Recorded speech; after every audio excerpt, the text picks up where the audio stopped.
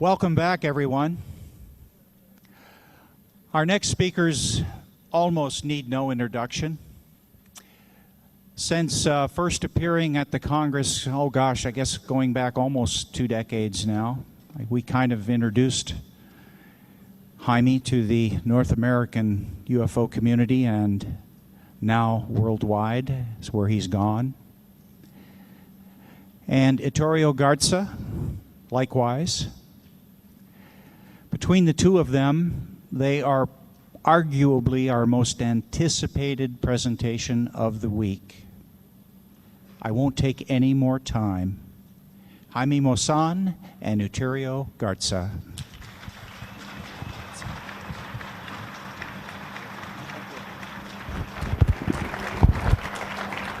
Always a pleasure.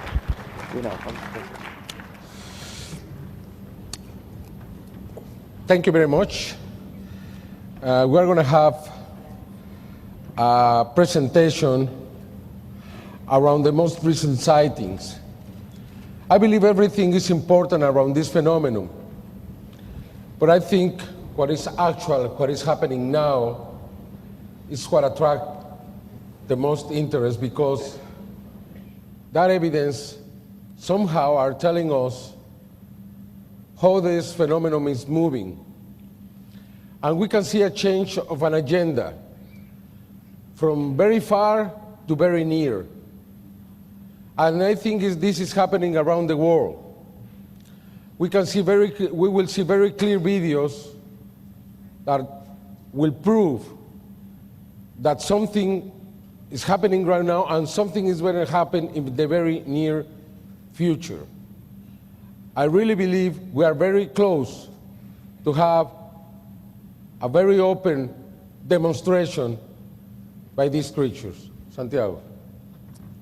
I would like to thank, first of all, to the UFO Congress, Bob Brown, Nicole, and Heather, the board of directors, for inviting also again to this Congress and giving us the opportunity to share with all of you the results of our research work.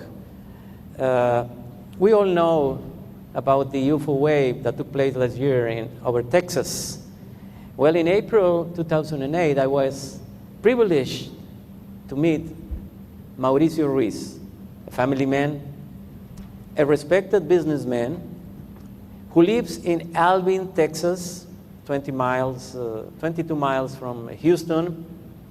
And on April 11, Mauricio Ruiz had a unique experience. April 11 was a very special day for Mauricio, a day that changed his life forever. That morning, Mauricio was in the garden of his home when suddenly he had an impressive close encounter with a huge UFO craft. So we would like to introduce you, Mauricio Ruiz, and to present to you our whole investigation on his exceptional case. And also, our investigations of UFOs in space, 2 NASA missions from last year and 1 Russian mission, including 3 incidents with images that speak for themselves. And at the end of this presentation, we have a surprise for all of you. So we would like to ask you to remain in your seats, and I promise you will be surprised. So, dear friends, thank you for coming and enjoy this presentation.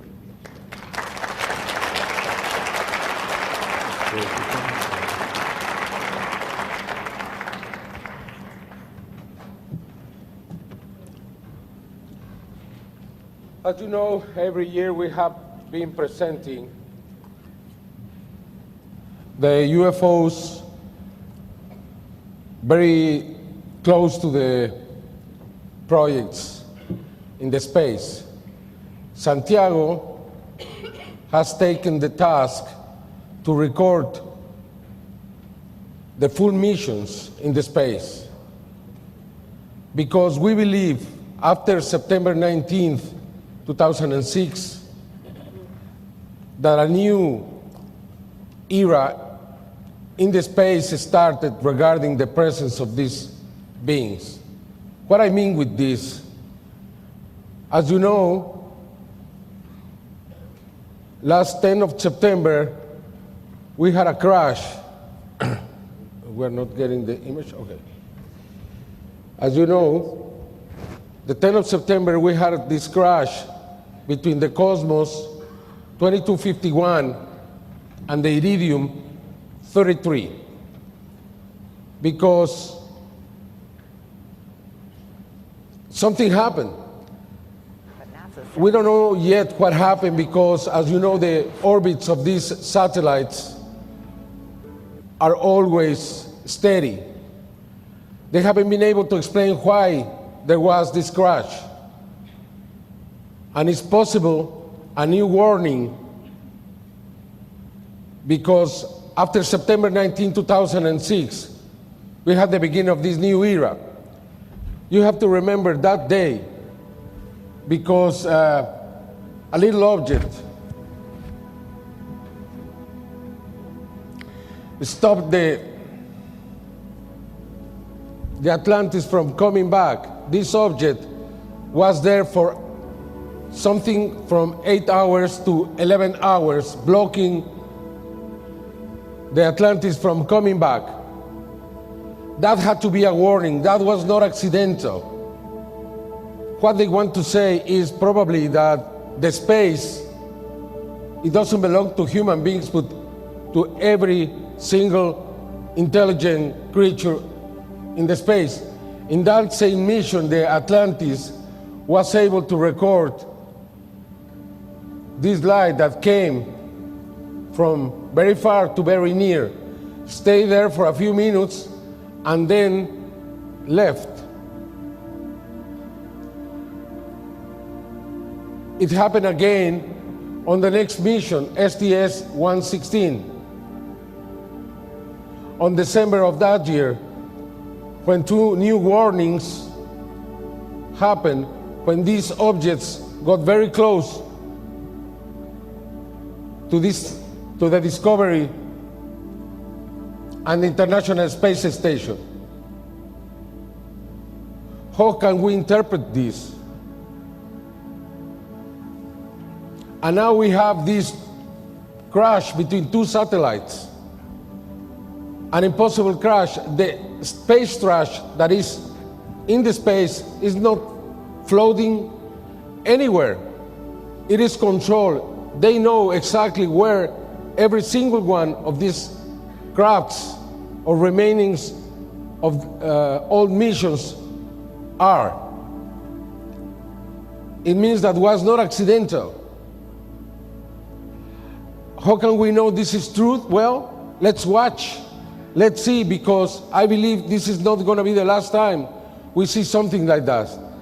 In October 2007, the whole mission was observed. This is just very few videos. We have presented this in the past, but we want to prove that we are being watched in the space. The Discovery landing, a UFO got very close to it. And the only way to have these images is thanks to Santiago, that records hundreds and hundreds of hours every time. And we can prove this presentation is not just about the space, but we could have a very long presentation just from what is happening in the space. These are just a very few examples to prove what I'm trying to say. Now Santiago is going to present you the videos from the last 2 missions from last year. Yes, in last year, shuttle Endeavour was launched into space for mission 123. As soon as the shuttle got into space, the action began, and they began broadcasting live from space, and strange objects appeared, as usual, revealing that they were not alone, as you will see. And liftoff of Endeavour, going where east So and Endeavour finally got to space. Okay, we're standing. And during this broadcast, as you can see here, the camera operator very interested. What is that on the background? Strange luminous object. Of course, they don't want to comment any much, but the images are showing exactly what is happening in space. Houston copies. That's fine, Dom.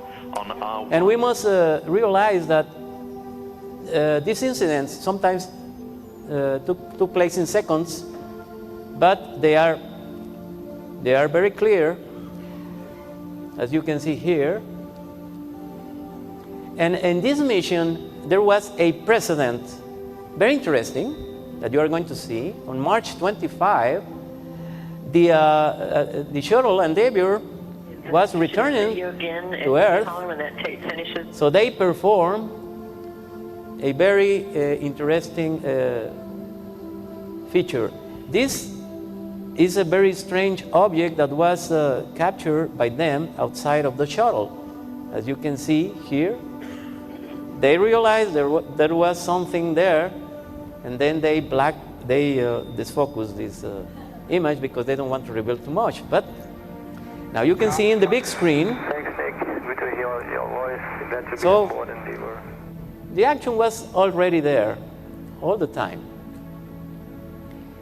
But as I was telling you, on March 25, they performed what is known, here it is, what is known by NASA as the IMO star alignment. They focus the camera to space, and you are seeing here the stars, but also watch. Just to see if we can pick up a better pair of stars. Among those stars, in here in a few minutes. luminous objects flying everywhere around. So they realized they were revealing too much, and they moved the camera. But let's watch it again. Just to see if we can pick up a better This is a very rare stars. sighting. We'll get back The to you in first here in time a they few minutes. broadcast this, I don't think they will do that again, at least not in live television. But anyway, and then 2 months later, the shuttle Discovery was launched into space on the mission STS-124. International Space Station's newest laboratory. And once again, as soon as the shuttle arrived to space, again, mysterious unidentified objects appear during the live transmissions, as you can see here.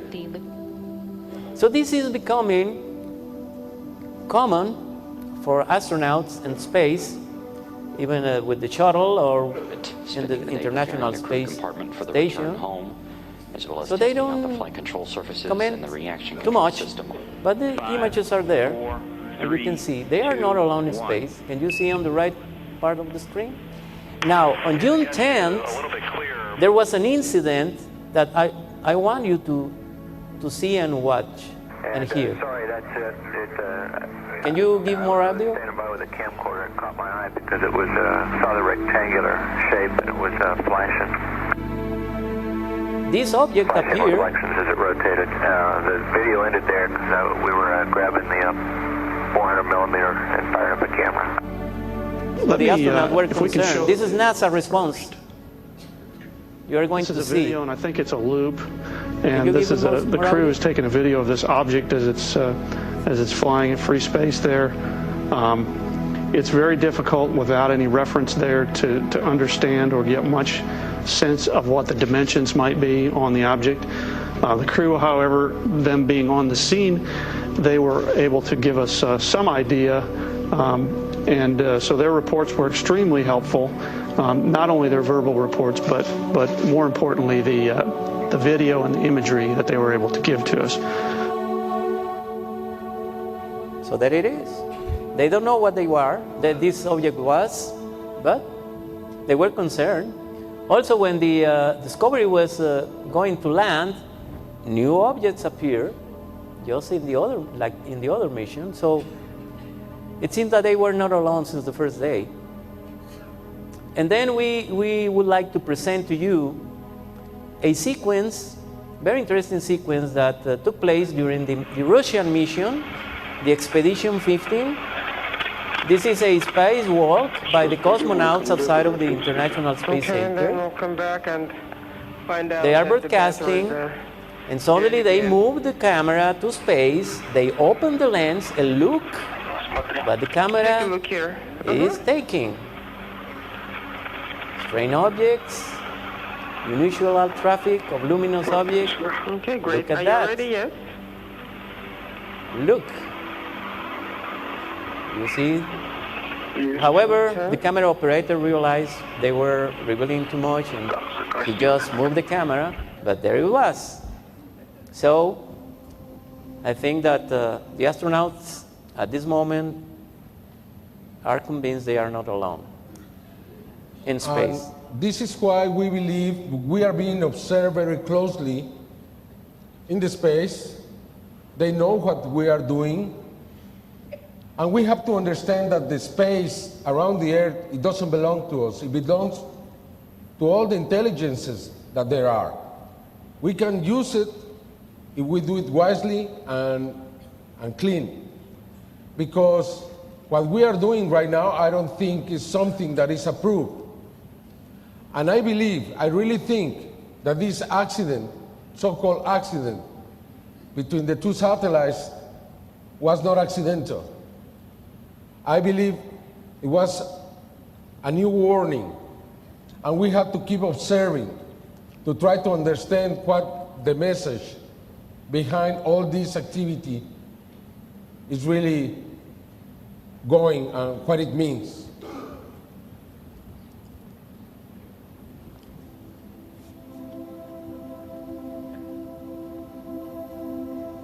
These are some of the videos recorded in the last few months, most of them in Mexico, but some of them too in other parts of the world, because I want to prove here that this is a new agenda. Starting with Cusago in Italy, April 17th, 2007.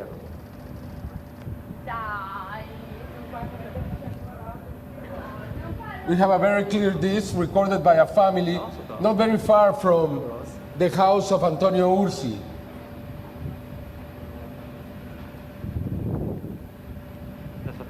And not very far either from the border of France. In the south of France, in different parts of the south of France, we have sightings the 24th of April, 2007. And we believe these sightings are related because it seems the same object. And it seems that these sightings in the south of France are like an exercise to see what would happen if something like this happens around the world, because it seems that many people saw it, many people recorded.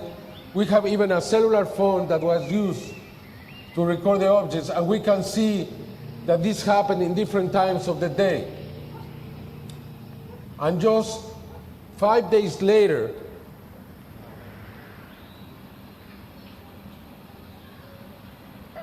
and you see it was no panic, nothing happened there. Everyone took it relaxed.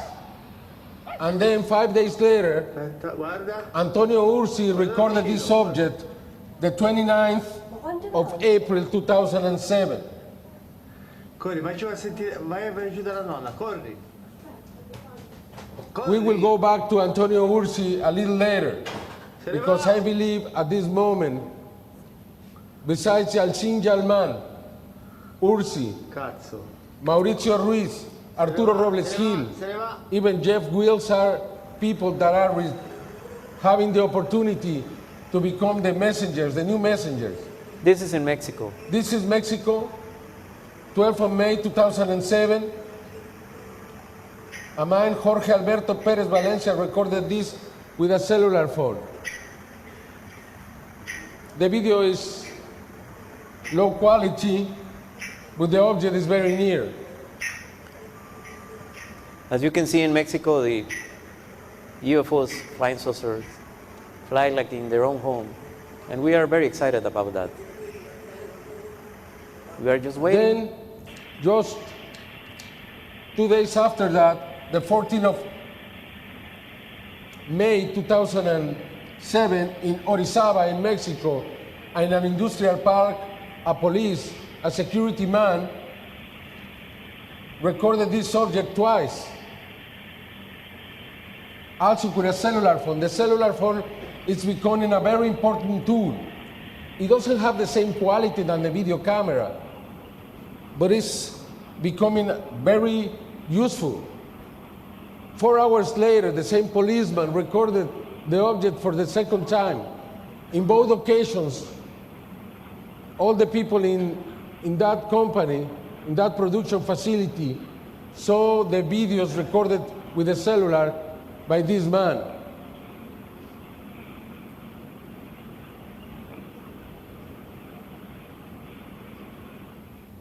This flap continued in Costa Rica, in San Jose. And this is important because this same UFO was photographed in Nayarit, Mexico, 5 months later. It's a 2 meters wide object, very small. On the 24th of December, 2007, El Sarango, a young man from 16 years of age, recorded this in Bogotá, Colombia. Yes. Presented by TV Caracol a couple of nights later. Look at that. Many people saw this object. Yeah. It is remembered as the UFO from the Christmas Eve. Look at that. Isn't it amazing? And you can see the witness is very nervous because of the experience, which gives more credibility. These are the pictures taken by Carlos Medina Alvarez, a man from Tepic, Nayarit. These pictures were analyzed. Yeah. Thank you. Also with a cellular phone by Guillermo Anaya, a Mexican expert. Carlos Medina took 5 pictures. 3 one day, 3 one day, and later 5 days later, he was in the roof of his house waiting for this to happen again, and he was able to see this object again and take 2 more pictures with his cell phone. and he was very excited because he has never In the seen same anything. state, some people, when I was there making this investigation, Oscar Herrera and his family were in Santa Maria del Oro, a lagoon in the middle of the mountains, and they took this picture. And suddenly they realized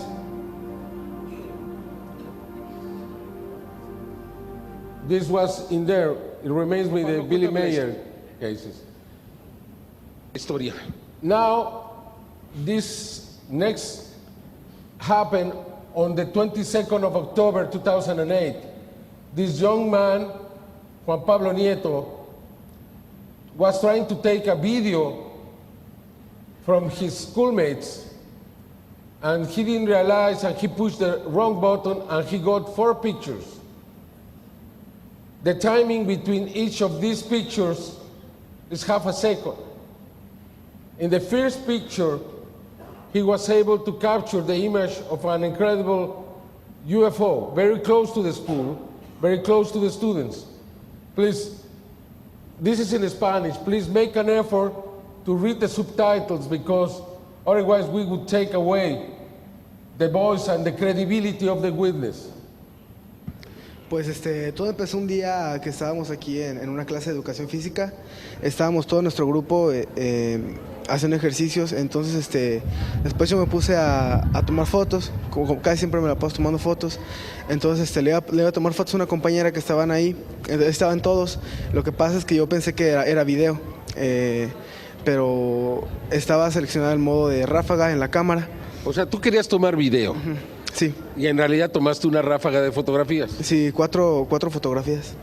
¿Y qué pasó? Bueno, las iba a eliminar porque vi que salían muy alto.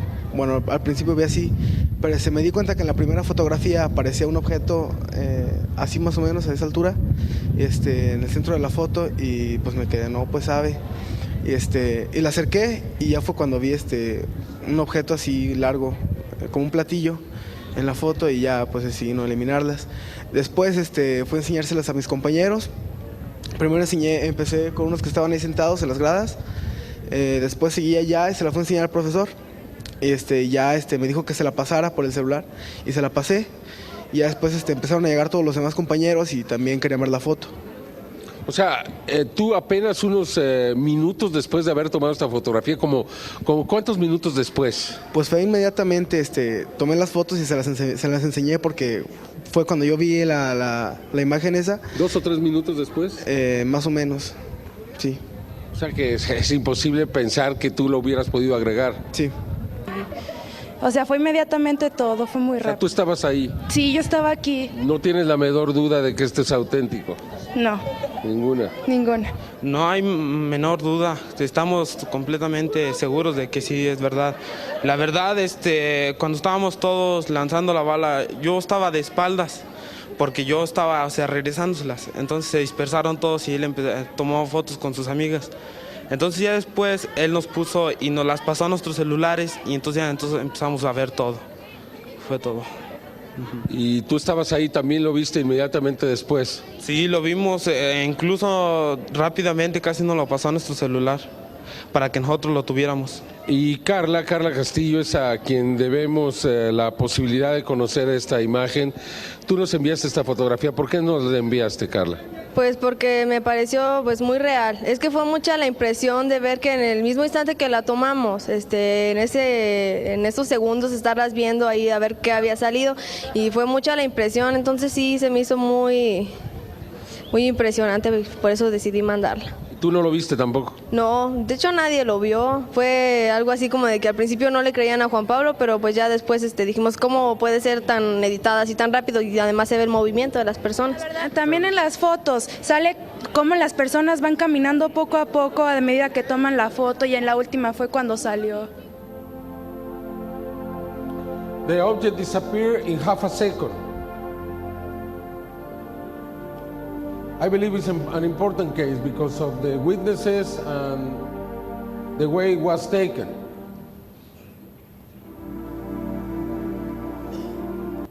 Now I'm going to present you what we have called in English, in Spanish would be EVANIS, entidad biológica anómala no identificada. In English it would be unidentified biological anomaly. What is this? Well, this is happening in Mexico more and more. This is related to the fleets, to the spheres. It's a phenomenon that is interrelated. And many times these objects appear, or creature or organism very close to what we call the sentinel. The sentinel takes care of these objects, whatever they are. I believe they take the spheres inside. They are made by the spheres. You can see both advancing exactly on the same direction at the same time. Like if the little one is controlling the big one. And this phenomenon has grown so much in Mexico that it's just amazing. This is a different video.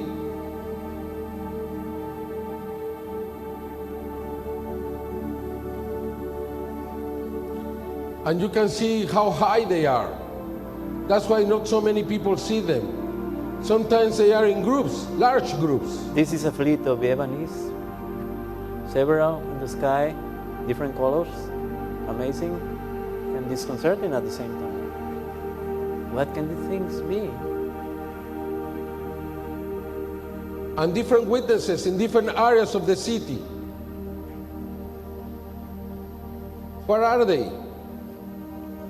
Why is the reason they are here? If they are just the transporters or the bearers of the spheres, they transport the spheres probably.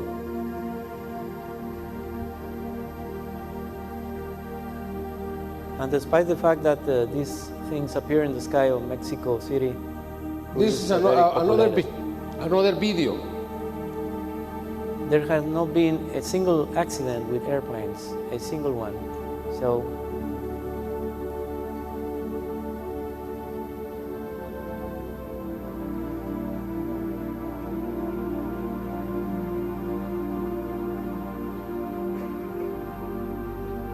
different colors, different lengths, in different areas of the city. Now another group. You have to remember that Mexico has this legend, Quetzalcoatl, Kukulkan, the flying serpent, the feathered serpent, the colorful serpent. I really think this myth, this legend is related to this phenomenon. As you can see, they move like snakes.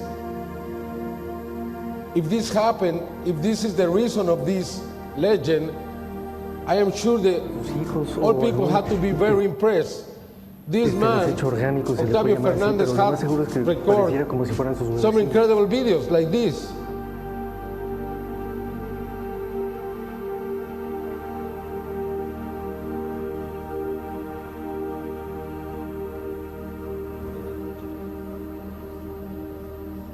What is this? this is weird. As you can see, the texture. A little. And sometimes these entities release spheres for some reason, we don't know. And maybe they are related with the UFO fleets. We are still investigating that. But these kind of sightings are increasing themselves in Mexico. This is a different video, again. And after we saw this object moving fast, as you can see, we saw these spheres coming and making a fleet. There you are.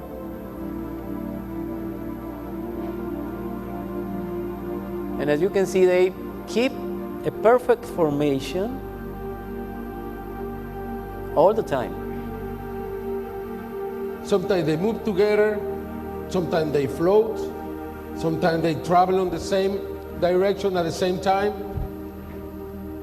There are different patterns to these fleets or another object moving very fast. The camera is still and you can see how fast it's moving. And now you have two more, a different day.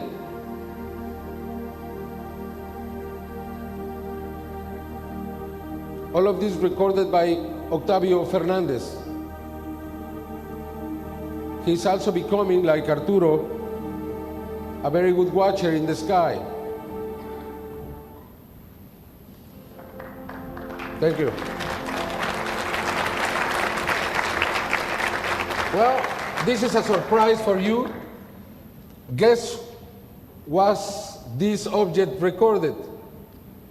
It was recorded here in Laughlin, Nevada, this last Tuesday by Jay. He's a worker of this hotel. Jay Musty. He works here in the parking lot. He saw me. I said, I recorded an object, and he gave me this video. It's not out of focus. This is what he saw, and the object moved, and the object disappeared in a few seconds. He saw this with his family. I'm going to interview him later on to present him in my television show. The reason I received so many videos is because I have a television show from 5:30 p.m. to 8 o'clock p.m. Sunday night in a national channel. This program has been going on for 5 years now and presents the news, also the investigations, but what the people are recording and seeing, then they have a place to present what they are seeing.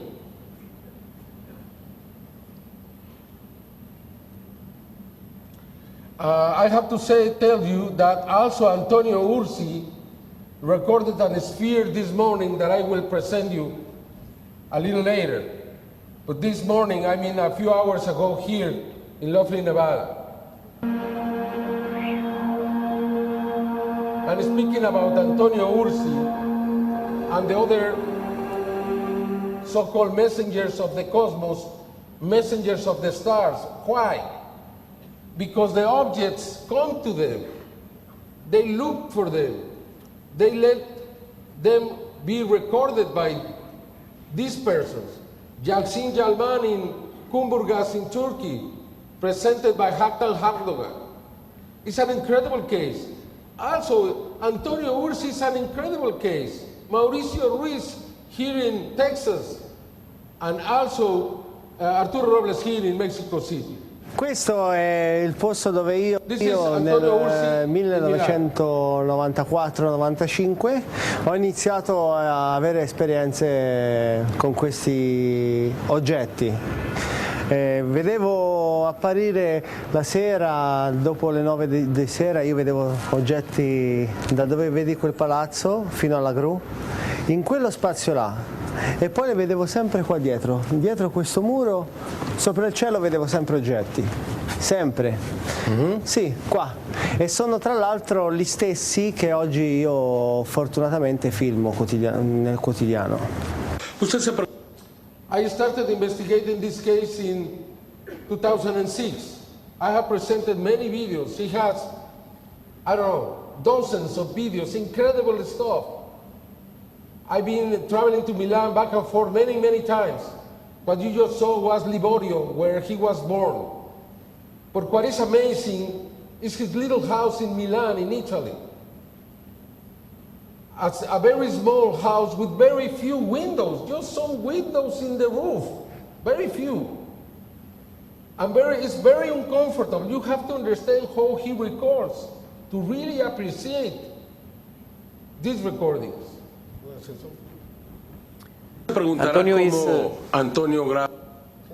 Antonio is perhaps at this moment having this unique experience and videotaping, in our opinion, perhaps the most impressive, the most spectacular UFO videos of all time, and not one, but many, result of his continuous experiences, and you are going to see some of the best of his footage. I'm going to present just 2007 and 2008 because he has so much more, very impressive. I really recommend you. There are just a very few videos from the history of Antonio Ursi, this documentary made by Pier Giorgio Caria that you can get somewhere here in the booths, in the area where, the vending area. And I really highly recommend you get that because they are just a very few. And it's an incredible production with the story, the complete story of this man. Graba sus videos, desde dónde lo hace. Bueno, este es su hogar. Aquí es un pequeño hogar en el ático del edificio, donde, como ustedes observaron, no tiene ventanas. Las ventanas son en realidad tragaluces en la parte superior, lo cual hace extraordinariamente difícil no solamente el poderlos grabar, sino también la observación de los mismos. En este lugar Antonio hace sus vigilancias y a veces, como él nos va a comentar, pues cuando él va al baño, por razones naturales, pues es ahí donde le ha tocado grabar los últimos 3 videos. Di corsa io vado, apro la fine, vado di là, prendo la telecamera, vengo subito di qua, con una mano agguanto la finestra e con l'altra così regolo subito così e mi metto così. E l'oggetto sempre qua perché va sempre dalla parte opposta, con questa mano sempre a guardare la finestra. Con questo l'obiettivo subito così per cercare di filmare il modo migliore possibile.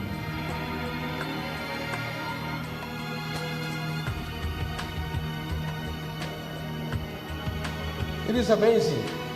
With so little resources, facilities can make so many and so good.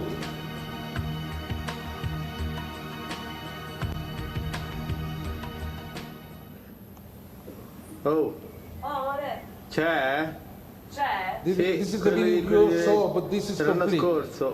This is a beautiful video. Where you can see the clouds behind. Zitta, piano. Quali punti di riferimento? Punti di riferimento, la sega, punti di riferimento. Che bello, caro. And it's following the movements of the craft. Ecco, aspetta, guarda. No, stai Guarda da vicino, corri. No, ma quanto è grande? Corri, vai giù a sentire, vai giù dalla nonna, corri. Corri! Se ne va!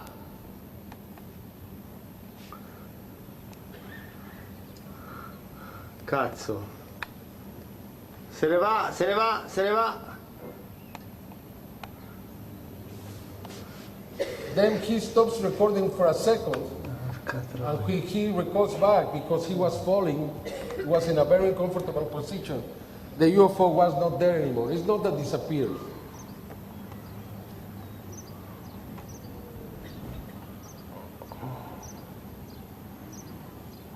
Then on March the 12th, Fermo. Mamma mia. 2008, because for the second time with that camera, we can see some spots in the camera because sometimes accidentally he directs the camera to the sun and he gets these spots.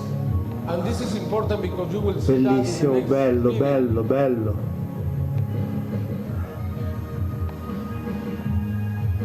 And in this video you can see how the object is really dancing, letting Antonio record as much as he wants, from one side to the next.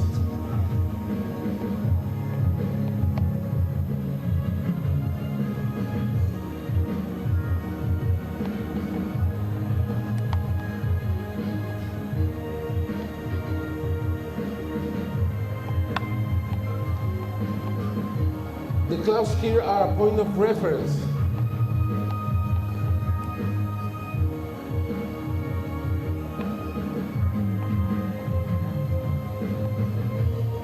Oi, oi, oi, oi.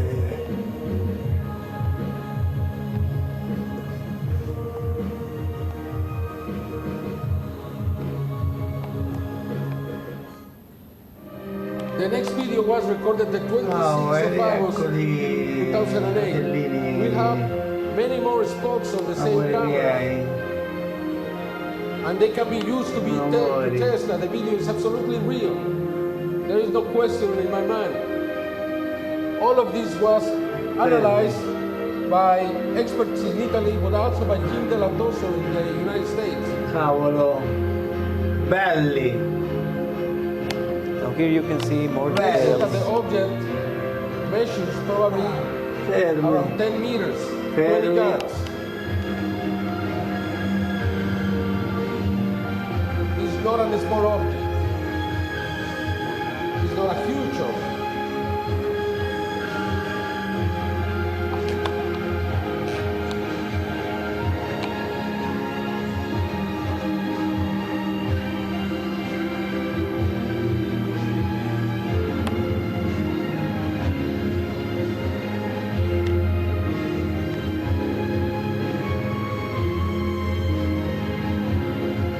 Belli, belli.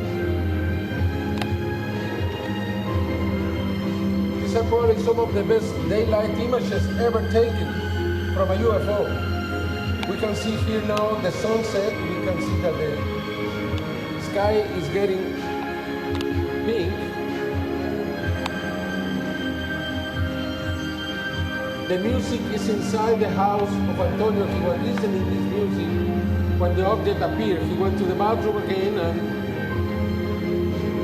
well, they had to stop.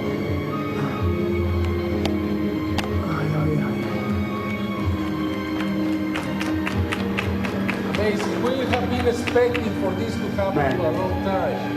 And this is just the beginning. Belli.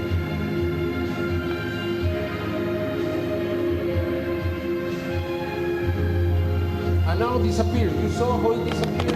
That's the way it is.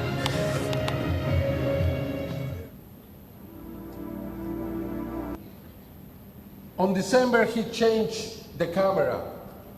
Open Mind Productions, that is making an incredible work, and they are here. and I believe they are going to represent a new era for this phenomenon. The man behind this wants to prevail anonymous, but they are very interested in promoting people like Antonio Ursi or others, Mauricio Ruiz or others, Arturo Robles Gil, by giving them equipment, helping them, giving them computers and things that can help to really get the best evidence. Open Minds is also behind the analysis of a very strange creature that I will present, or we will present later on today. And they are also behind the analysis of a solid object. I won't speak too much about that because we really think that we have real evidence, I mean real evidence, after the analysis that belongs to extraterrestrials. That is going to be presented probably next year. We're going to be working on that. And very soon, we're going to have the results from this creature.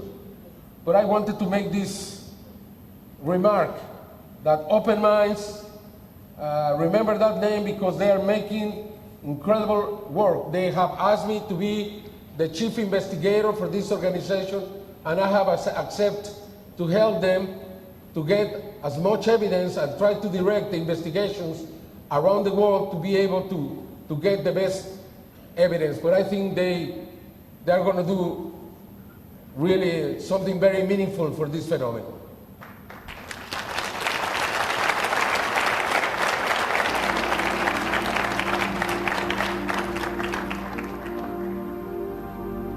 This image, he was able to take just 16 seconds out of this December the 4th, 2008 in Milan, and you can see the difference with the camera that Open Minds gave Antonio Ursi. The image is better. And in this analysis you can see some energy around the object. And let's watch this video. The videos are going to be better and better and better, because we are going to provide Antonio with better cameras. And again, incredibly, he was listening music in his apartment.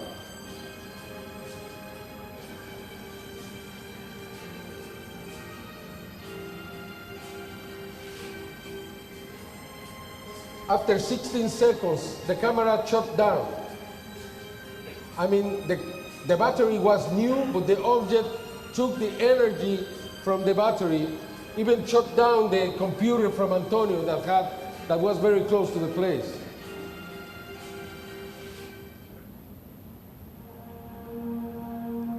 This is the last video. Beautiful, probably the most beautiful one of all. This happened on December 24th, 2008. And you can see here a little sphere that is not a sphere. The analysis demonstrated that the reflection of the metal of the object inside the camera created that illusion. It's not a sphere, and it's neither a wire hanging on the object hanging on that. We have the analysis here that were done in Italy by, I don't remember the name of the expert, is Pierre here? Can you say it louder?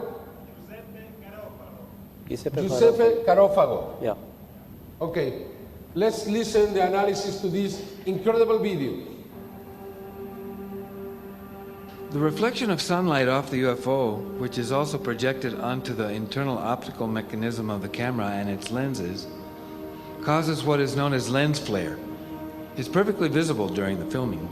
The surface of the UFO behaves according to the visible spectra of the light, as if it were a prism, which is why the effects might be caused by crystal, diamantita, or some other kind of odd mineral.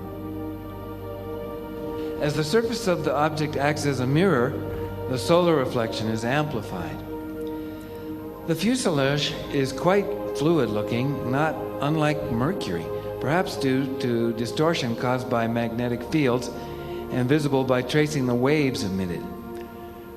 We can hypothesize that its movement is in phases because on the edges of the object there's an odd figure present. At times it's clear that it almost produces a silhouette that mimics itself. On other occasions it indicates another typical emanation of energy, like heat dispersion, which leaves behind glowing proof of its movement. The effect of lens flare is evident and is continuously seen in this video, whether the shots of the disc are taken from the side or underneath. The same circumstances exist. An analysis of the corners and contours has led us to believe that this object is quite large, though not gigantic either. Further study implies examining the reflection, plus a search for other technical aspects. That includes considering reference points such as the smokestack on the building and the jet, which leaves a contrail. It's been estimated that the UFO is located in the immediate surroundings of the recording, not having been planted there after the video was taken.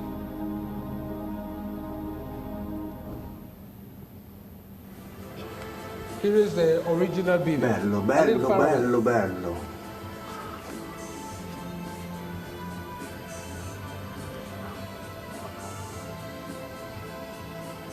Fantastico.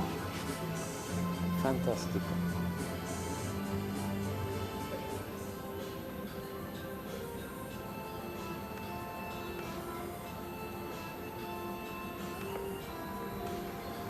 Che bello, mamma mia.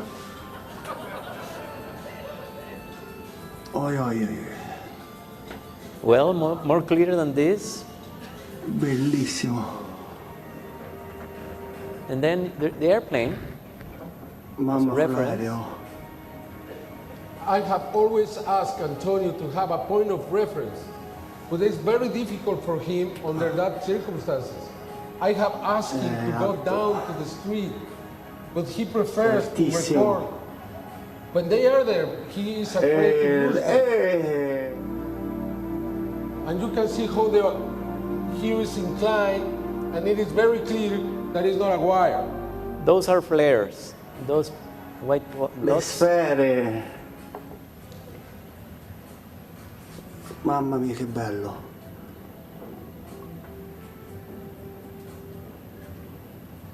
Many of us have the expectation if Antonio could record something in lovely Nevada. Se ne va. And this morning, Che cosa? he was able, just outside here the hotel. Perché non me l'hai detto? Perché no. L'ha postata, no? For a little Una volta che la sphere. spegni devi impostarla. But it was outside, right here, this morning. Probably they know we are here. I wouldn't be surprised.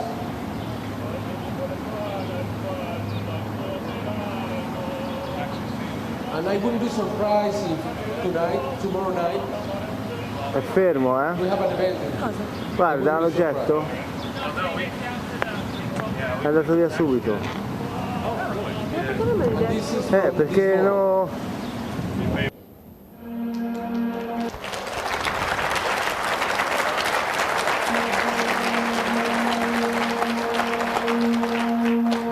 Gentlemen, it doesn't correspond me to talk about this case, just to present a couple of videos, because this is Haktan Hakdogan's investigation, and I believe it's a very important one for many reasons. All I wanted to prove here is that it's happening also in Turkey, and just one man has been able to record so many videos, even in 2007 and 2008. I'm going to be there with Haktan Hakdogan in June this year when these things happen, to see if we are lucky to see something or do an investigation also for the Mexican people, the Latin American people. This is one of my favorites because you can see how the object it's covered by shadow. It is like if the metal is the light itself, and then it covers itself with this shadow, which proves me that this is real. These videos have been analyzed by Hakan and by the scientists in Turkey, and they consider them real, not extraterrestrial, but real videos. I mean, they are not hoaxes.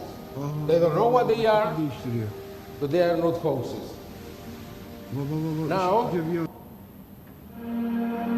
let's talk about Mauricio Ruiz in Texas, in Alvin.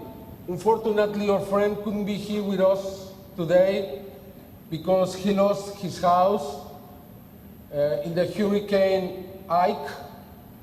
And unfortunately, he has been away from recording. He had many videos from the 11th of April to the beginning of September. Many different cases.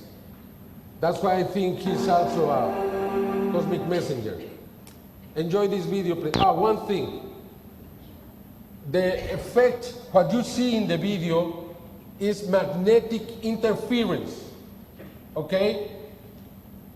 The object is so close to the camera that is affecting the video on the camera, okay? You can hear it, and you can see little black dots. The more we saw this tape, original tape, on a camera, the more evident was this alteration of the tape. And this was very important because we took this tape for the first time ever to the University in Mexico to be analyzed. It costed us $2,000 just to analyze the tape, $2,000. But the results were just amazing. And after watching this story, I will present you the results.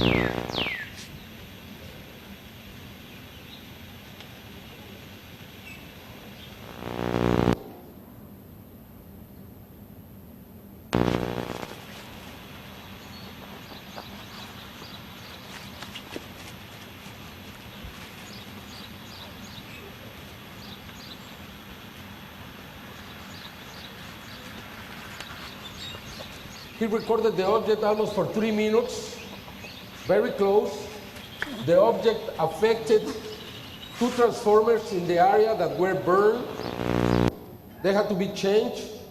His cellular phone stopped working. He had physical problems with his memory. He was affected very much. You can see the black dots there. They are not there. It's the tape. The tape was affected. The energy was very strong. Sometimes these objects are dangerous. Dangerous because they have this energy around them.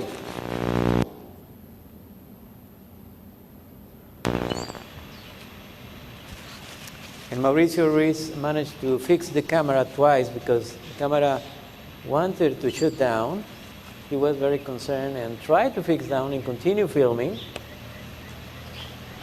I believe this is one of the best videos that have ever been taken here in the US, and I can tell you, I can put my hand on fire for this video. This video is absolutely real, and the object produced magnetism.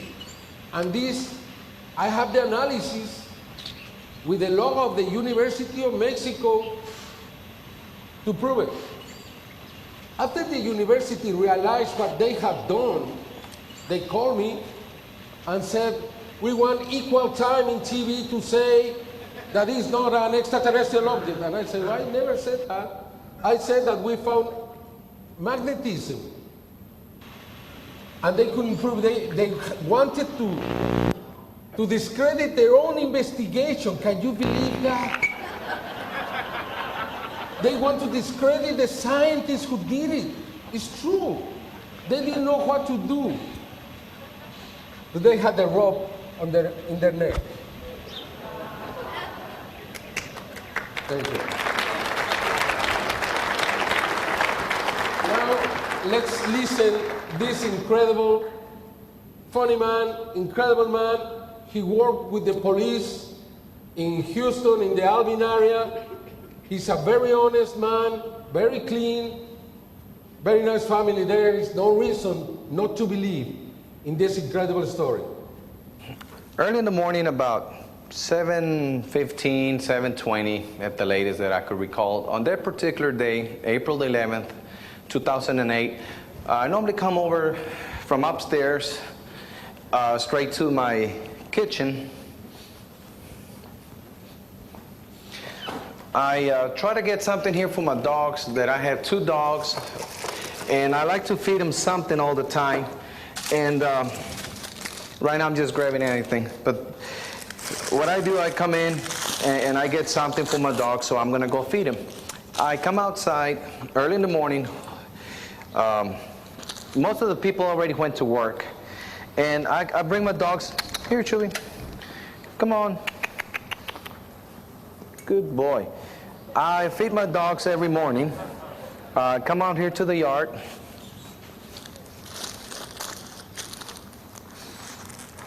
Here, Chewy. Come on, get some more. Good dog. Here. Spiky. Yeah, and as I'm feeding my dogs right here, here. Good doggy. Come and get it. Well, you're a good doggy.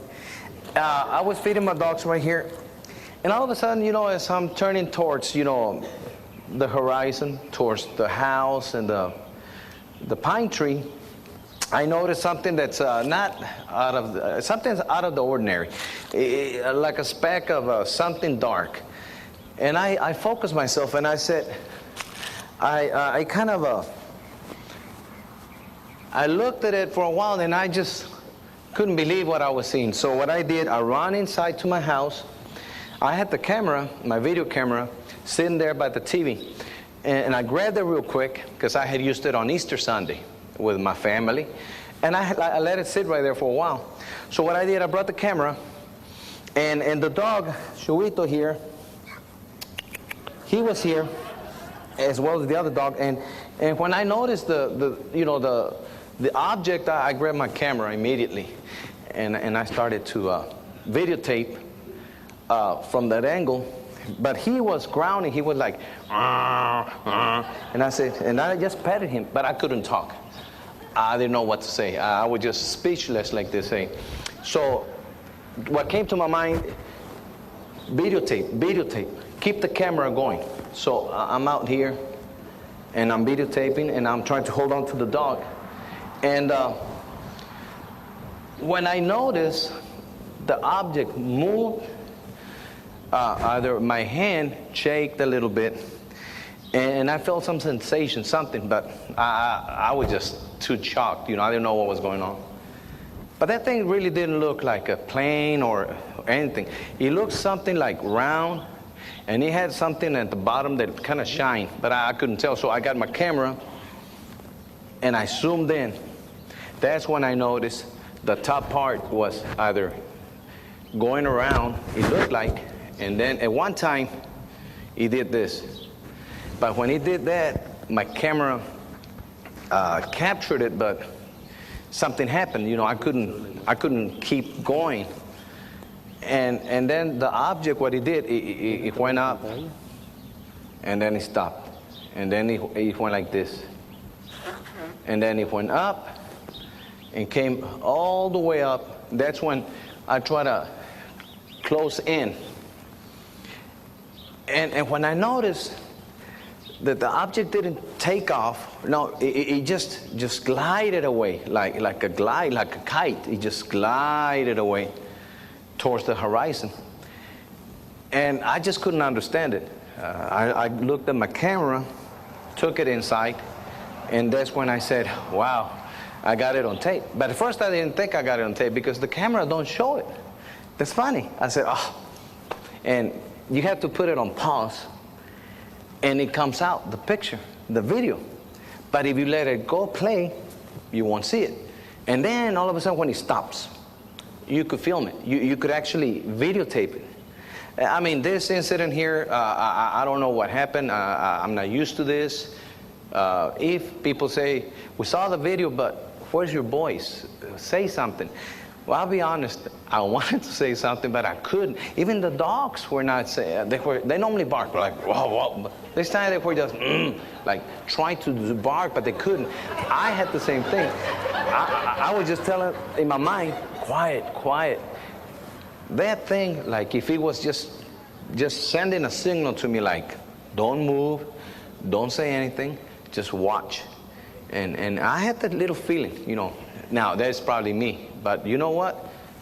I don't see that every day, so the only thing that I did, get the camera, videotape. The sky that morning had a little bit of fog and a little bit of mist. They call the dew, early morning dew.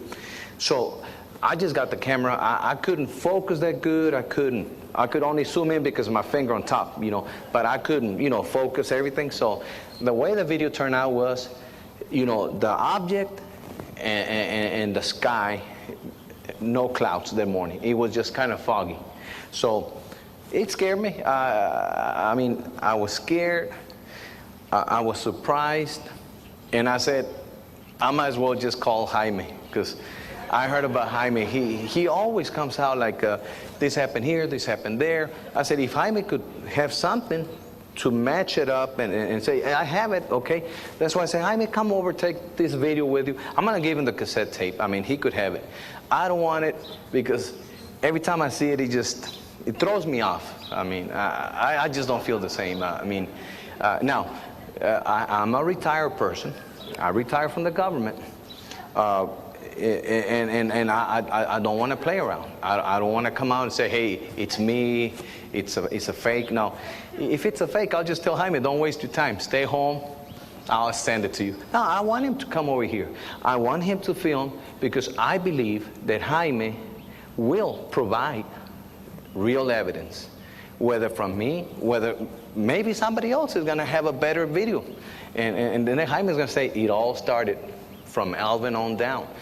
This could be the beginning of the new wave of close encounters where we could videotape them. And don't be scared, because if you're scared like me at first, you say, no, I don't want to do nothing. Leave it alone. No, give it to Jaime. Believe me, if Jaime knows how to deal with it, you will deal with it like me. Thanks to Jaime and his staff, I feel confident. And like I said, he's in.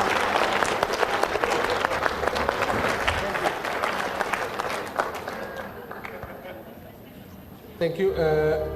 We found a second object with the same characteristics from April 24, 1993 in Mexico, in Ocotlán, Jalisco. 40 pictures by Raúl Domínguez. These are some of the best pictures. Probably you remember this object. It's a classical case now in the UFO phenomenon. And if you do this, if you turn around the object from Alvin, it's just the same. I believe both objects are very, very close to each other, probably the same object or from the same group of intelligent beings, I don't know. But then, well, this picture was taken in 1995 by Mr. Bartlett in Guadalajara.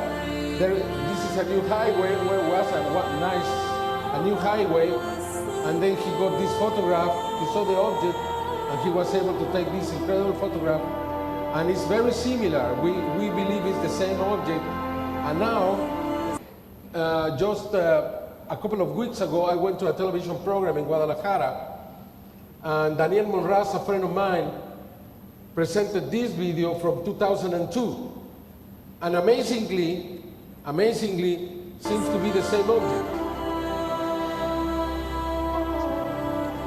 Then we have at least 4, the evidence, and 3 more that support this kind of objects. 3 different witnesses, or 4, as a matter of fact. Now, this is the analysis that was made in the university. This is the chemist Miguel Ángel Canseco, and my collaborator, Rodolfo Garrido. And I think this is the first a tape has been tested this way. Sometimes we test the image, we don't test the physics on the tape, because there is no reason to do that. But in this case, with the magnetism inside, it was very important to do this. Can you raise up the volume, raise the volume of the video so we can hear because we the have to audio? listen what they have to say. And the audio... Doctor Canseco, ¿cómo está usted? Muy buenos días. Buenos días. Bueno, parece ser que ya concluyó usted con sus investigaciones. Sí, el estudio. Veo que ya tiene ahí los estudios. Sí, Platíquenos, ¿qué encontró, doctor? A ver, se hicieron 3 estudios. Uno que se llama microscopía de fuerza atómica, que lo que se hace es, se estudia la topología, la morfología de la superficie a nivel atómico. O sea, va siguiendo la cinta una especie de cono. Un cono, una punta, hace una topografía, un escaneo en una área de la superficie de la cinta y se analiza o se determina la rugosidad, la topografía y la respuesta magnética en este caso. Muy bien, ¿y qué es lo que encontró cuando usted hizo esa inspección? Bueno. A ver, nosotros probamos la cinta en una parte dañada. Lo mostramos. Y se observa, esta es una cinta, la cinta en la parte no dañada. No dañada. Se ve la topografía homogénea en la superficie. Vemos que hay una uniformidad en todo lo que son los dominios. Los dominios, sí, la altura de los picos, esta es la altura que tiene la intensidad de la señal. Esta es la cinta en la parte dañada. La que está a la izquierda. Exactamente. Esta es la dañada y aquí vemos irregularidades en los dominios. Sí. Y aquí vemos más uniformidad. Sí, aquí se ven pequeñas perforaciones. Esta irregularidad, doctor, ¿a qué la atribuye usted, de acuerdo a su peritaje? A un campo magnético externo, pero de acción muy rápida, para que dañara únicamente una sección de la cinta, no totalmente la cinta. ¿De qué campo, qué magnitud estamos hablando? A ver, están hablando del orden de entre 8, aquí lo indiqué, entre 8 y 10.000 teslas. ¿Teslas? Esto es... no, perdón, Gauss. Gauss, perfecto. Gauss. ¿Estos campos se encuentran normales en la naturaleza o se tuvo que acercar o exponer a un dispositivo específico? Se acercó a un dispositivo específico, sí. Correcto. Sí. O sea, no hay duda, solamente la única forma de explicarlo. La única forma de explicarlo, sí. Pero además muy rápido, ¿no? Sí. O sea, ¿quiere decir que la fuente que se emitió fue una fuente rápida o cómo? No entiendo. Sí, o que hay un campo magnético intenso de esta magnitud que pasa la cinta, no se pasa rápidamente y ya. Pues, y esa es la característica, la huella característica que se encuentra en sus estudios. Exactamente, sí. Estas son fotografías iguales, con una amplificación mayor. Entonces, estamos hablando de la cinta que es normal. Esa es la cinta normal. No dañada. Ajá. Y esa es la cinta dañada. Dañada, exactamente. La irregularidad de los dominios y la presencia de estos especie de insuficiencia de dominios nos habla del daño. Sí, de valles y crestas, y aquí hay una separación mayor que en este caso. Esta es la parte tridimensional del estudio. Correcto. ¿Y este estudio de acá, estas imágenes, doctor? Estas son las mismas imágenes, pero en plano. Con lo que yo veo es únicamente la superficie del material sin meterme a la topografía. ¿Corrobora lo que usted nos está indicando? Exactamente, sí. Entonces aquí lo que se observa es, otra vez, los dominios magnéticos homogéneos en la zona de la película no dañada, y esa es la zona de la película dañada. Entonces ya se ve una diferencia muy grande. ¿Y cuál es el dictamen que usted tiene de la diferencia de estas dos? El efecto de un campo magnético externo sobre la cinta. Sobre la cinta dañada. La cinta en la zona dañada. La zona dañada. Sí. Pero no nada más hizo usted un estudio desde el punto de vista de microscopía de fuerza atómica. Tengo entendido que también utilizó otros sistemas que creo corroboraron su observación. Exactamente, sí. Se hizo un estudio de la isometría. La isometría es una técnica que nos permite medir varias cosas. La importante en este caso es el índice de refracción de la superficie de la cinta, de la superficie magnética de la cinta, con respecto a la energía de incidencia de un rayo, y lo que me genera es esto, me dice cómo cambia el índice de refracción de la muestra y cómo es la homogeneidad de la superficie en esa zona. We have then proof, scientific proof to this case. Probably for the first time. With this, the scientists cannot say there is nothing to be analyzed, there is nothing to study. Here they have this tape, they have this case, and there is nothing they can do about that.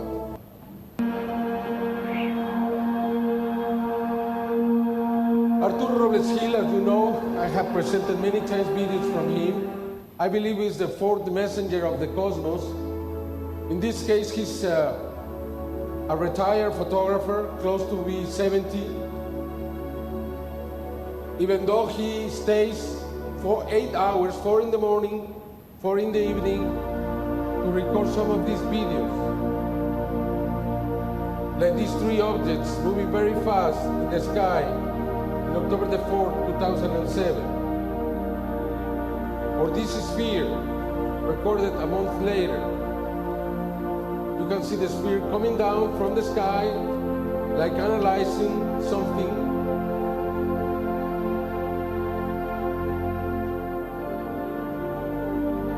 You can see that the movement is intelligent. Now it's going up, proving that it's not a balloon. Arturo has developed this perception. When he feels there is going to be a new sighting, and this one is very, very original because we have spheres with black in color, which are not very frequent, as you can see, and all of them keep the formation, and of course the Evanis. Probably he has recorded more videos from Evanis than anybody else.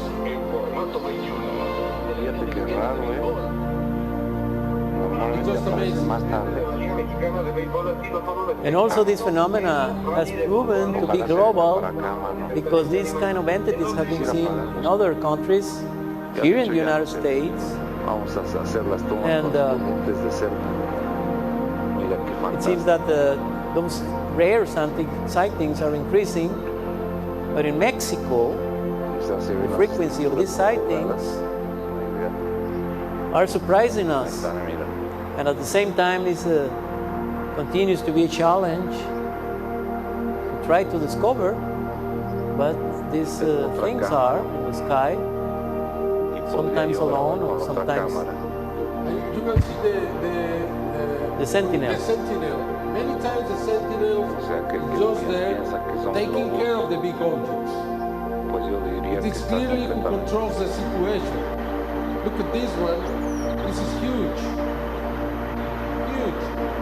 This is 20 kilometers away from the photographer. 20 kilometers away. And we have made some tests in Mexico City, some recreations just to see the behavior, shape, but the balloons just exploded at certain altitude, which proves these are not balloons. This must be something else. Yeah, I was able to buy 2 balloons, to send them, to create 2 balloons like this. Smaller, much smaller than this, and it costed me $1,000, 2 of them. And they froze and they separate after a few minutes. Look the movement. It's very organic. The color, now it's black. Sometimes it's red.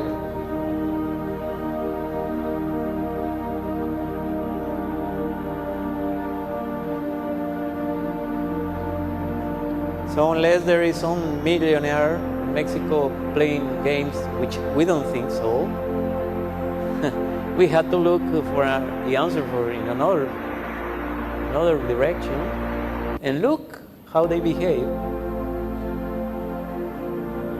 September 30, another fleet, the very famous fleets in Mexico, they have been seen everywhere around. You saw the object going very fast with them.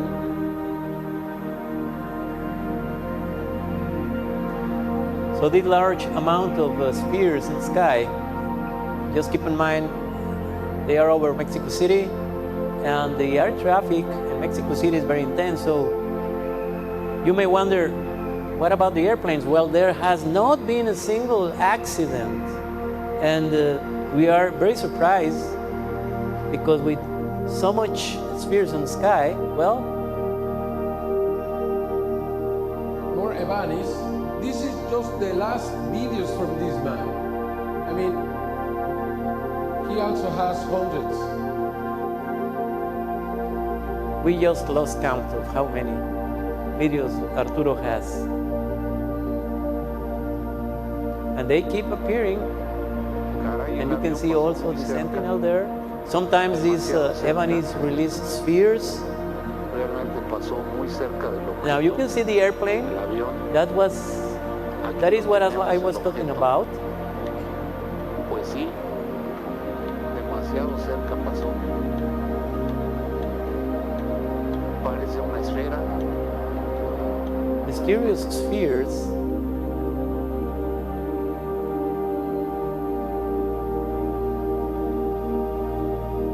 Now you can see here that the big ebony is releasing spheres right there. So we don't know what this means. We don't know what this means.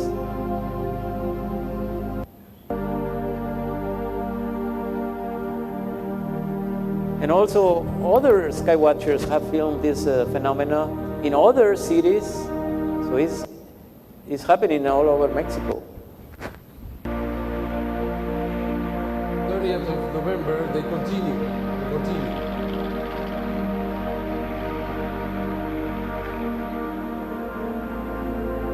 And this is huge. Look how many of them. How many? This is a real flotilla. The day after that, November the 4th, we had this accident in Mexico City, the airplane, where the Secretary of Interior was killed. I didn't want to mention this possibility. I don't think it was related to the presence of the spheres. They should check because it could happen. I mean, as Santiago has been telling you, it has never happened until now, but it's not a guarantee that will happen ever. And yet there is also a certain concern by the commercial airplane pilots. But, well, we are confident that there is an order on this. February the 1st, something very strange in the sky. I don't know what it is.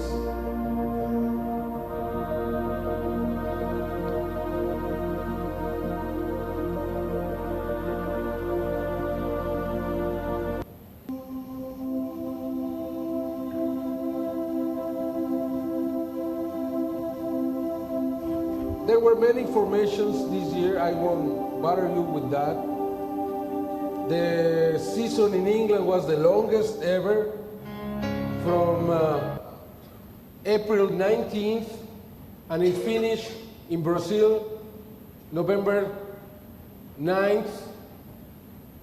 And we had formations all around the world, in Germany, in Italy, in Switzerland, in Czechoslovakia, in South Korea, many places.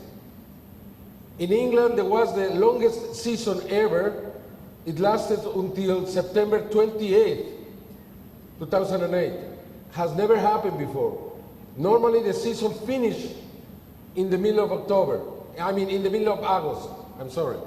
15th of August. This year was at the end of September. This is just a brief segment that, because I enjoy very much presenting this, I hope you like it.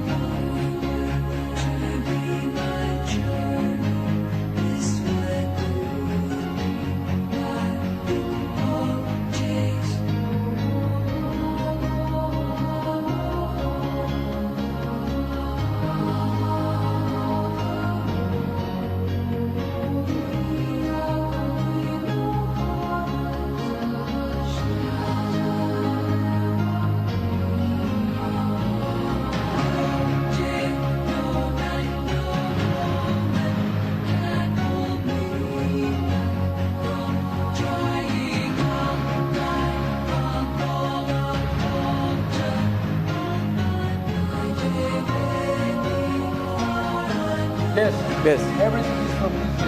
No. This year or last year? This year. This year. Well, this last year. 2008. 2008.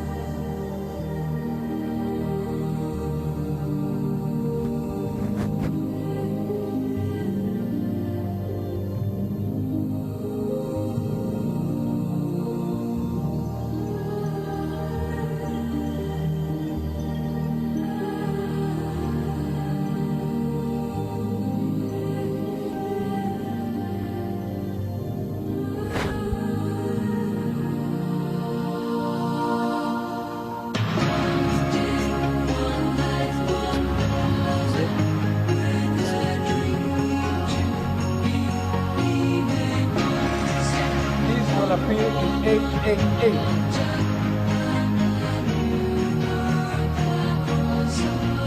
Many of us were there because we were expecting this to happen. It happened in front of us, and nobody saw anything. At least 300 people.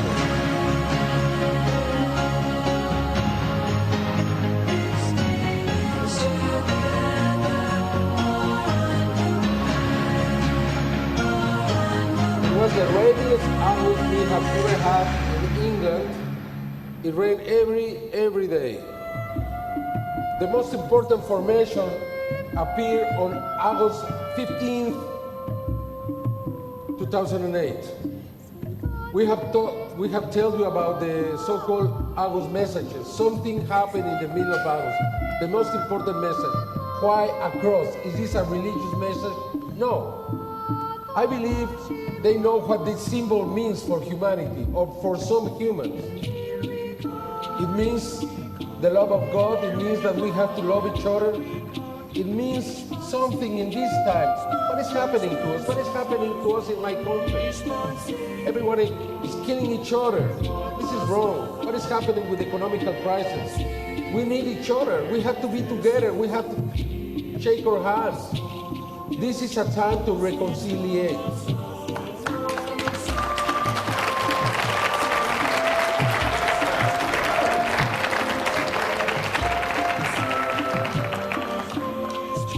This cross measured 300 meters, that's 600 yards long, 400 yards wide.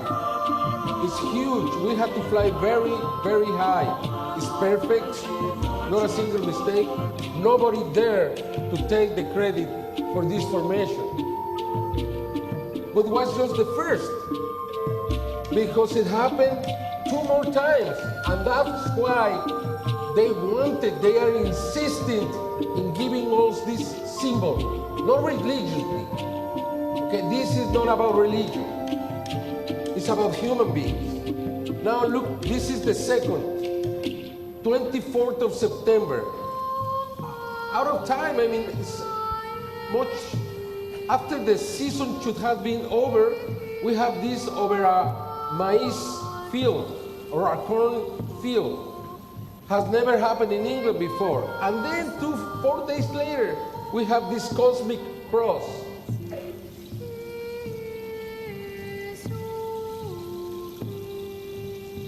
And it seems that there is a message, a code message, very near this cross.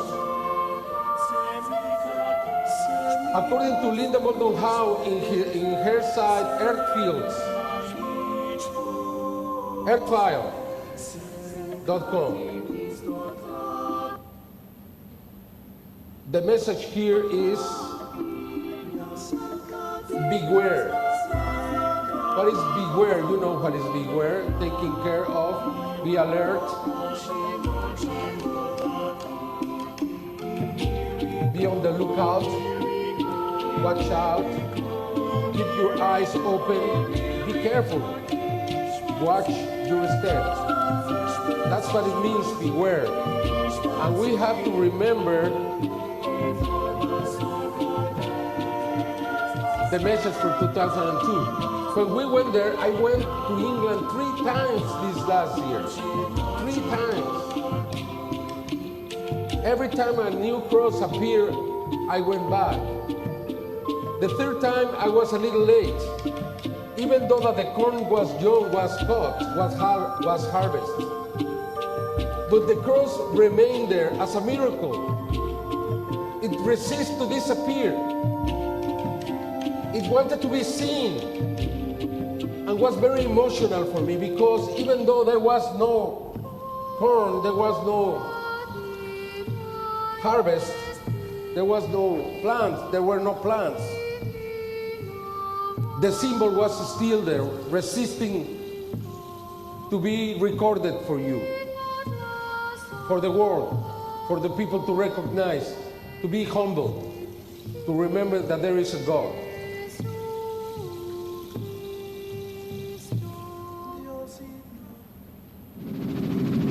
And then I want to remember this, just one thing. The message here was, you remember the second line? Much pain, but still time. And now it's beware. I think beware is the second message. And I think there is going to be a third one.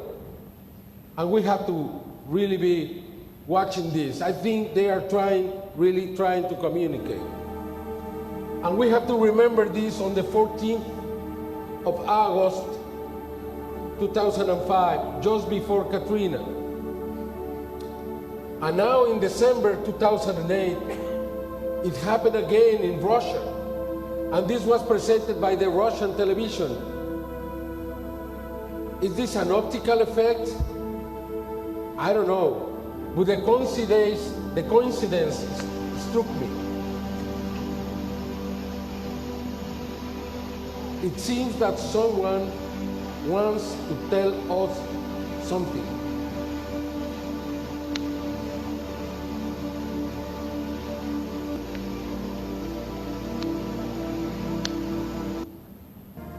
As I said,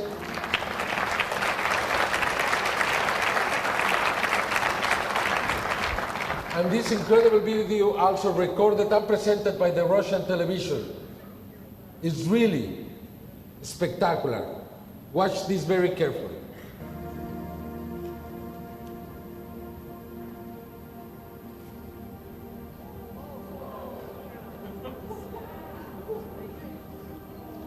Is this a signal?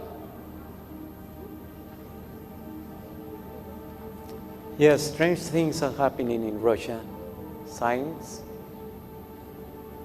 And they are also very interested, the media. Now, what many of you were expecting. Yes. In May 2007, some people came to my office and brought a little creature to me. A creature that was captured in this ranch. I thought it was a little monkey. I said, well, we have to analyze this in the university. If you really want to know what it is, I cannot tell you it's an extraterrestrial. I thought it had died when it was captured by the trap, by a rat trap. This was a very prosperous ranch. There were many animals, a lot of activity there. 2 months later, like a curse had failed on the ranch. The owner was assassinated. The ranch was abandoned. Nothing related to drugs, nothing. A real mystery happened here because there is almost no one there. The ranch has been sold, divided. There is nothing there. It was very difficult for me to find all the people related to this case. When a Japanese crew wanted to go and investigate and open minds, wanted to get the creature to be analyzed. It took me a few months to find the widow. Fortunately, the creature was there.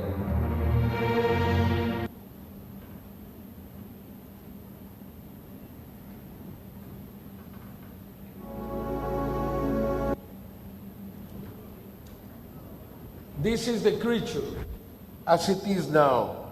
It's mummified. I didn't know there were pictures of this creature alive. It was until I got in touch with this woman, working with Open Minds, that we received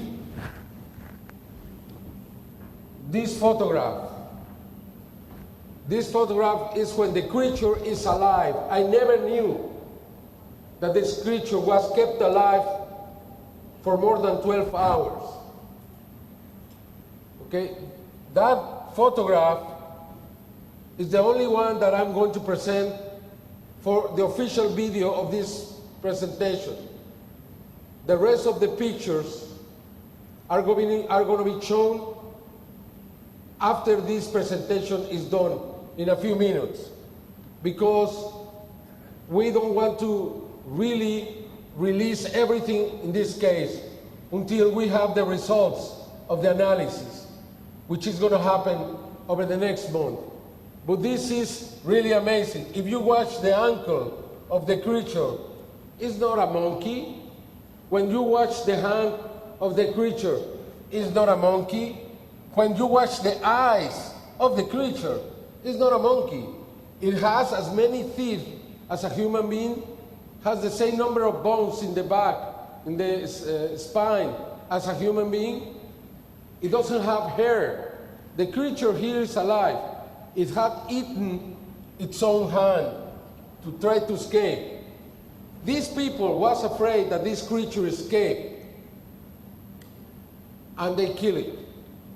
They drown it. The first time for 30 minutes, but it didn't die. The second time for 30 minutes, and it didn't die. The third time all night, and it died. I think it's ignorance. I think it's that these people don't know how important something like this could be. But at this moment, we are taking this very seriously, and we are analyzing this.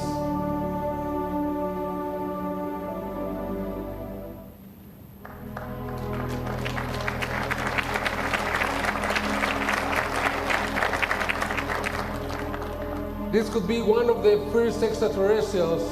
It could be, or probably an unknown species from Earth. But I don't know anything like this. You see how small it is? The size of the head is similar to the size of the head of humans regarding our own body. In these images, the creature is subjected to analysis and studies by scientists. Something important, the feet have not matured. According to the experts, this was an infant. It was not an adult. People in the area had seen these creatures 80 centimeters, more than 2 feet in size. And we think those are the adults. This was a little kid.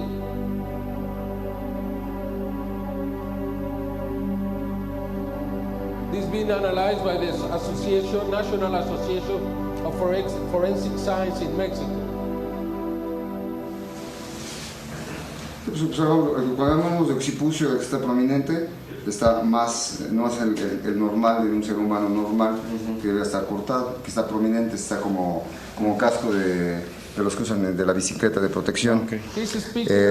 Llama la atención obviamente pues, la presencia de esta prominencia que es la cola, los dientes, que de acuerdo al experto en odontología, es la misma cantidad de dientes que se tiene, que es de 28. Siempre que encontramos algún cadáver o que encontramos algún sujeto sin vida o que encontramos incluso fragmentos óseos, se tiene que hacer un examen preliminar para tratar de determinar ciertas cosas. Obviamente no es definitivo, por eso digo preliminar, el cual nos va a orientar. Aquí estamos enfrente de un cadáver de pequeño tamaño, momificado. Eso nos está hablando de un periodo de conservación. Por las características, son características humanoides, aunque presenta o tiene la presencia de una cola de bastantes centímetros, casi del mismo tamaño del cuerpo, Tiene características faciales en los dientes, por ejemplo, las características también humanas. El resto del cuerpo más bien parece humano.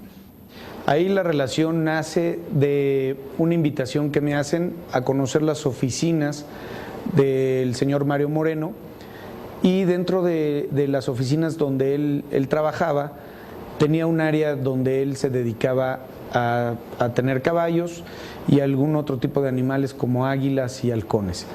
Estando dentro de ese lugar, él me invita y me distrae un momento para conocer físicamente algo extraño que habían atrapado en el lugar. Recordando ahí un poco, era un animal no común, de lo que cualquier ser humano podemos ver cotidianamente. Me llama mucho la atención cuando lo tienen en una mesa de trabajo, como una mesa de trabajo y de madera, y lo tienen atrapado en una trampa, y este animal, cuando nos acercamos a ver, no había mucha iluminación en el lugar, pero se levantó, se irguió y me llamó la atención. Al verlo físicamente, dije, esto no es algo normal. En ese momento me recuerdo que él me dice, no, mire, acérquese. Le dije, no, yo creo que no, esto no es normal. Estaba vivo. Estaba vivo. And that is the point here. It was alive. It was alive. Then, what you just saw is not a monkey with no skin. It was a live creature. Now I want to give you a last message for this presentation.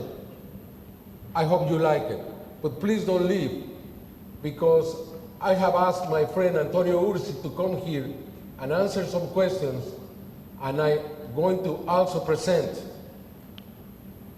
some of the pictures from this creature. I hope you like this. We now know we live in a colony of 3 billion stars. We should also be aware that the magnetic doors to other dimensions are no longer a thing of science fiction. Scientists consider it possible to travel into the depths of the cosmos in a relatively short time. It's commonly known that Mars is a living planet, one that most likely already sustains life, and it is now scientific fact.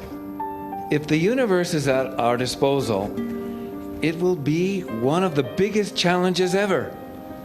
Everything will be possible. Today, we've got to look more closely at our world and be more humble in its presence, for it's given us life. It has enabled us to evolve, offering us the chance to continue growing. We all must help in recovering this world, one filled with life where millions of species flourish. The greatest crisis humanity faces these days is not due to the economic crisis or even climate change. The biggest crisis is the extinction of life forms that have kept us company up to now. This crisis of mass extinction is happening right before our eyes, and yet we somehow ignore it. It's as if it didn't matter which species could be disappearing, even though it took millions of years for them to evolve in the process. It is true that great numbers of life forms have come and gone on their own. But when those that are left over start disappearing as well, thanks to the behavior of intelligent beings, something is going wrong, especially when a thinking entity such as man stops giving importance to the reason for his very being. One day we'll be able to fly within the confines of the universe, gleefully searching for life in other worlds. We'll see that it's the worthiest deed of all. Between empty worlds, boiling stars, or sterile rocks, we'll realize that worlds capable of sustaining life are the real gems of the universe, the most exquisite product of creation. We've got to stop and look at what we're giving up here on Earth. What is taking its toll here is infinitely sad. Yet, there's still time for us to do something. Our generation can still recognize how important our existence is. By willingly transcending our earthly actions on behalf of this marvelous place, one that serves as home to millions of species whose welfare we can still look out for. The future awaits us. We know that one day we'll be like extraterrestrials, searching for and finding life on other planets, on so many, in fact, that we will see the true dimension of creation. We will see how many of these beings have turned against each other, against life itself. In the meantime, we'll be observing without being able to do anything, powerless, knowing that only with their level of consciousness will they be able to survive. If they succeed and join the universal cosmic consciousness, it will only be then they will understand that this consciousness is what we call God.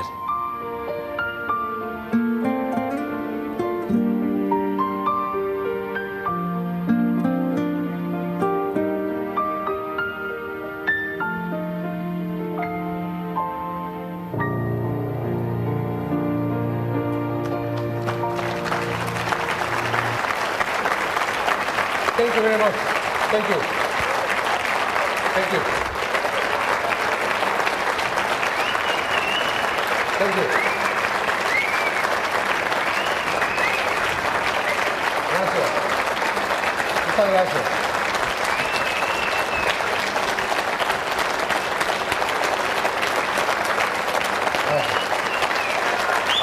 Gracias. Gracias.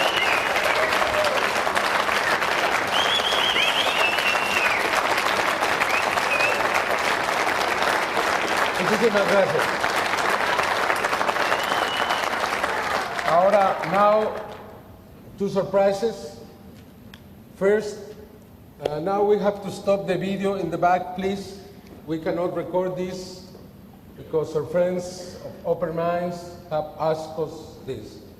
But I wanted to give you this exclusive.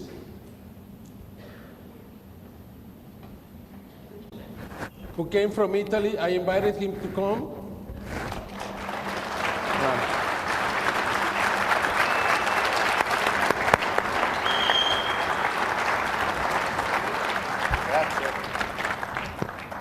Microphone, please. Oh. If you want to ask some questions to Antonio, this is your chance. This is going to be the new Billy Mayer. I am very sure we are going to hear a lot about this man in the very near future. He's a very humble, very simple man. He doesn't want anything for his videos, no money, no anything. He just wants to share this with you.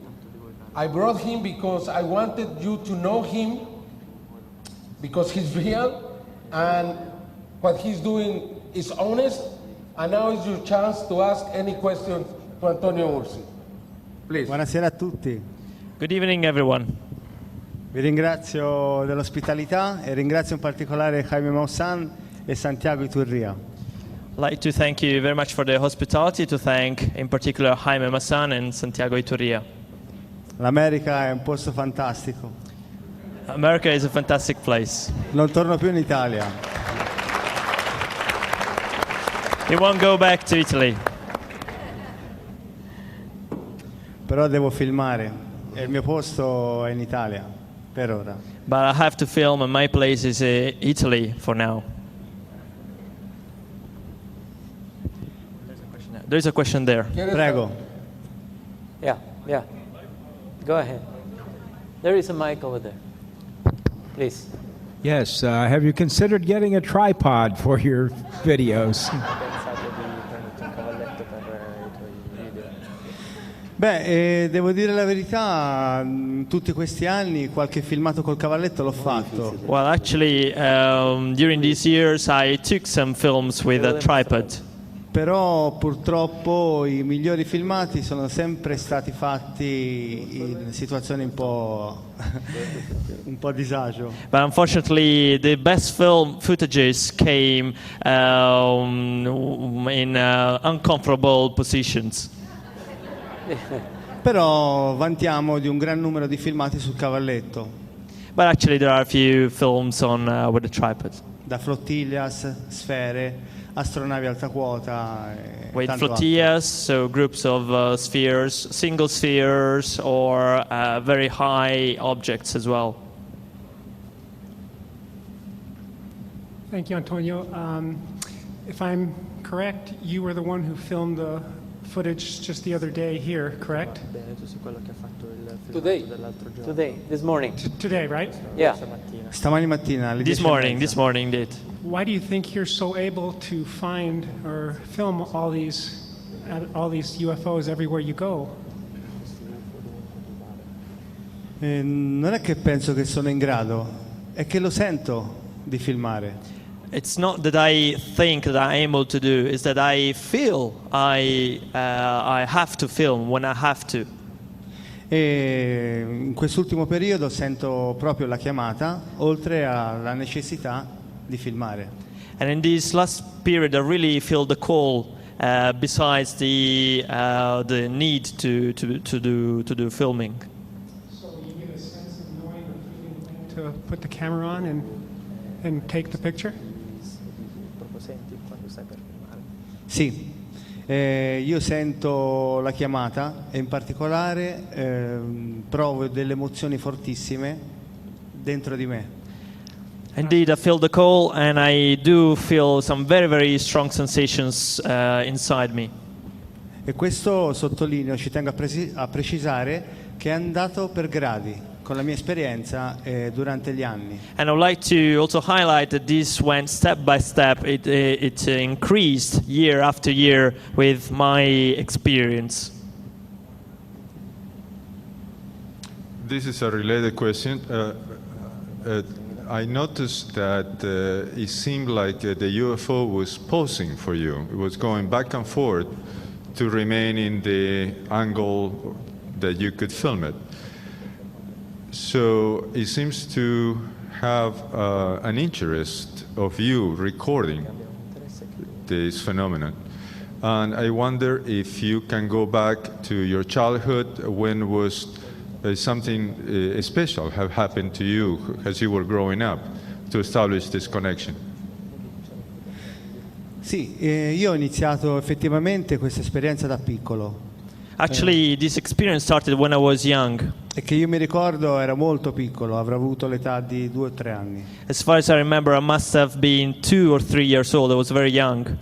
E ho ricordi molto chiari delle varie vicende di avvistamento e anche di contatto in camera con questi esseri che ogni tanto mi visitavano. My memoirs are very, very clear, very neat, of sightings as well as beings that actually came visiting me.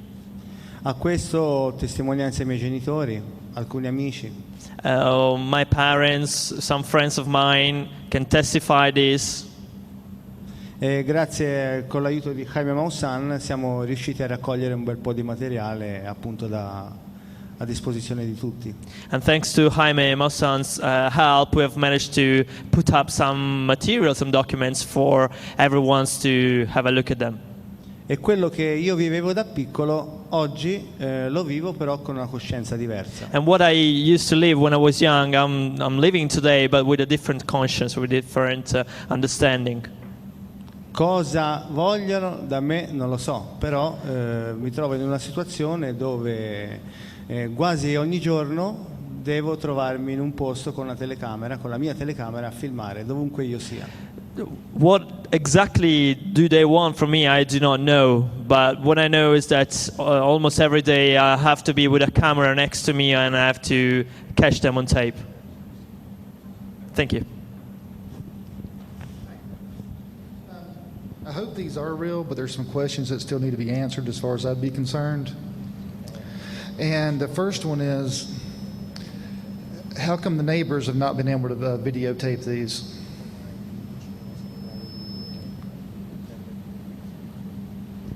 Ma, questo non te lo so dire, perché comunque penso che sia un discorso un po' personale, nel senso ognuno di noi nella vita quotidiana è preso da ogni vicende. I do not really know this. I reckon it might be more of a personal issue, a personal thing. As far as I'm aware, everyone is taken by daily life things on his daily life. Nella zona mia in particolare, dove io e la mia compagna Simona abitiamo, ci sono molte persone che hanno avuto modo di vedere. In particular, actually, where I live with my fiancée Simona, many people have had the chance on several occasions to witness these accounts, these sightings. Would please try to get a second person to videotape it at the same time.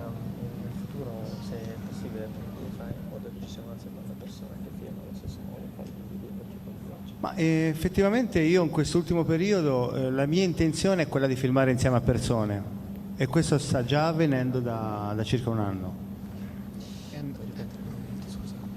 We just have one more minute.